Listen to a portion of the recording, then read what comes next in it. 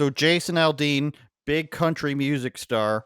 I've heard of him only because he's so big. Just like I've heard of Garth Brooks, I don't listen to him. Luke Bryan, I don't listen to him. The Drake. Dixie Chicks, who had to become the Chicks or something like that. Oh, I do vaguely remember that, right? Because Dixie is Racism. yes. They pulled his video on the Country Music Channel or television, which apparently they just go by CMT anymore. It doesn't even stand for Country Music Television. They pulled his music video, and what do you think happened? It went to number one on iTunes. His music video went to number one on Billboard and iTunes. Billboard charts has him Spotify. on one. I don't know about Spotify. Well, He gets doesn't it on have to get YouTube to the? trending. Doesn't it have to get right? Like, isn't Spotify like the main thing now? Doesn't it have to get to the top of the Spotify to get on Billboard? Like, isn't that where they? No, Billboard's separate. Billboard is like digital sales and like all encompassing. Yeah, but where did Bryson got on Billboard, it took him a while, even though he was number one on all the apps. So I think it's all where do the sales come from though? Are we talking like iTunes, Amazon? They have like digital album sales, I believe. Encapsulated. I don't know is the short answer, Eric. Well, I guess my point is I thought that the Billboard charts reflected the top of the Spotify charts. That's what I thought, but I don't know how it works. That would be quite the racket they've got going at Spotify.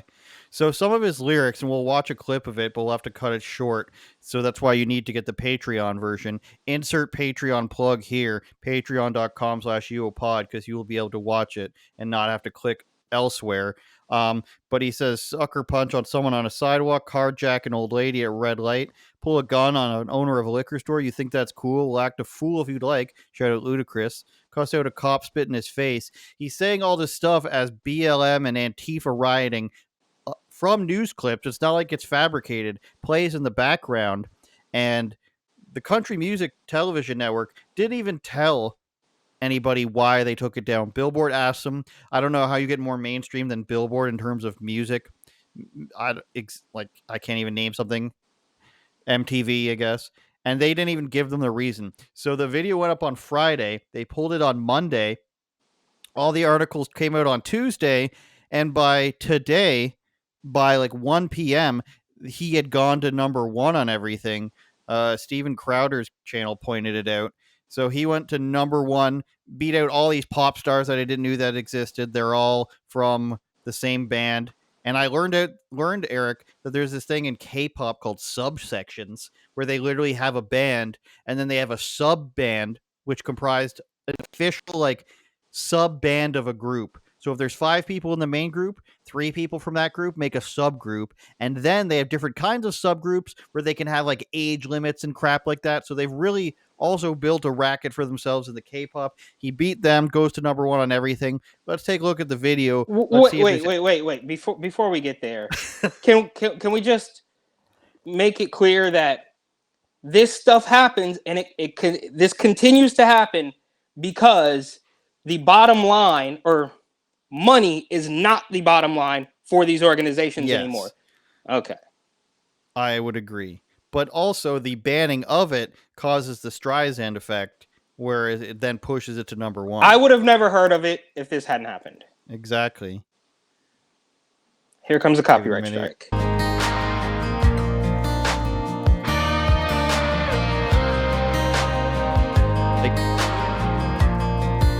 Molotov. Sucker punch somebody on a sidewalk. Carjacking an old lady at a red light. Pull a gun on the. So that's what it is. We can cut it out. Can you play it without the music? All right, just for once, stop pretending. You're on the computer anyways. You always got your cell phone in your hand. So just take a quick moment, sign up to the Patreon, patreon.com/uopod. You will not regret it. You're going to see us fly off the handle and say all the things that we can't say on YouTube lest we be kicked off and shunned from society. So sign up to the Patreon. Appreciate it. And that should be okay if we play without the music for a couple more seconds or what? We can just truncate it, if you will, when we talk about it. But he was forced to defend himself, Eric, and what he said was something along the lines of, people have been saying that I made a song that's like audio lynching is one of the things somebody claimed about him. He made this tweet where he said, I've faced like a whole bunch of crap. Oh yeah, like shooting up to straight to the top of the charts and selling more records than anybody. Is that what you Yeah. faced? Okay, so No, before that though, before it went to number one, when it got pulled. Hold on, I'm trying to find it. You didn't write this one. I wrote this one. There's not. He said that he had been accused of releasing a pro-lynching anthem. Last 24 hours, I've been accused of releasing a pro-lynching song, a song that has been out since May, and was subject to the comparison that I directly quote was not too pleased with the nationwide BLM protests. These references are not only meritless but dangerous. There's not a single lyric in the song that references race or points to it, and there isn't a single video clip that isn't real news footage. So he goes on to say that even though a lot of the stupid arguments against the song are meaningless, this one goes too far. And he literally just shows clips from the news, Eric, and then they say that's racist. How can this be? Yeah, well, then look, they obviously have. They look. This is not new, bro. They're gonna show you what they want you to see. So there comes a point where the news has to show certain things, which is where we get the world famous, the world renowned, mostly peaceful protests. Right? It's like we can't fully ignore this, but we're gonna basically tell you to ignore your lying eyes, and it's mostly peaceful, right? So yeah, him showing the news, of course, can be racist. I mean, literally everything can be racist. I sent you a couple days ago. I don't know if you remember that weirdo extremist out in San Francisco who says that a freeway off ramp in San Francisco is racist because there's no stop sign, right? So anything can be racist. And at the top of that list, quite literally, is the news, the statistics of the crimes that are committed in the country and quite possibly in Canada as well. I don't know exactly who's committing your guys' crime up there. Or what's that about, eh? But the news and the statistics surround, or reflecting that news, are quite obviously the most racist, right? That's where we get the 13% crew and stuff like that. I can say it because I'm black, but that's quite obviously like the number one top thing is the news. Donald Trump is in the news. He's the number one racist thing because he said, remember, I mean, you could pull from a laundry list of things, but the one that comes to my mind right now for whatever reason is when he said that Baltimore was rat infested, and that was racist. And you had a little milk dud looking bald headed black guy on CNN crying about it because Donald Trump said that Baltimore was rat infested. And then the clip of the black mayor who was later indicted for some sort of tax fraud, some sort of scheme. Fact check me on that, but she did face minor little consequences, slap on the wrist for some sort of scam that she was running. A black woman who said years before Trump that you could smell the rats. It's gross. It's infested. Like, she literally said that. So, all that said, yes, quite easily, news is racist. You will be happy to know, Eric, that in this beautiful country of Canada, we go against the grain and we do not record race for crimes, okay? We don't want any one race, whether it's Native Canadian, whether it's transgender, black, Latinos. We don't want anyone to be singled out for the crimes that they commit. We don't want to know. We don't want to know who committed a crime. We don't want to be able to find the person who committed a crime. We don't who brought the cocaine into the White House? We don't want to find out who brought any cocaine into any White Houses. The fact that there is even a White House that exists is racist, and we will not be naming any houses in this country after non-persons of color. The fact that it's white and that's not even a color is too far. And it's in and of itself. So we don't even know who our terrorists are. They don't even tell us what the terrorist names are unless they're an incel, which has happened. And if we're talking about regular crimes, there's just no need to know, Eric. There's no need to know that it was a Jamaican guy. There's no need to know that it was an Indian immigrant who ran over a bus full of hockey players in Alberta.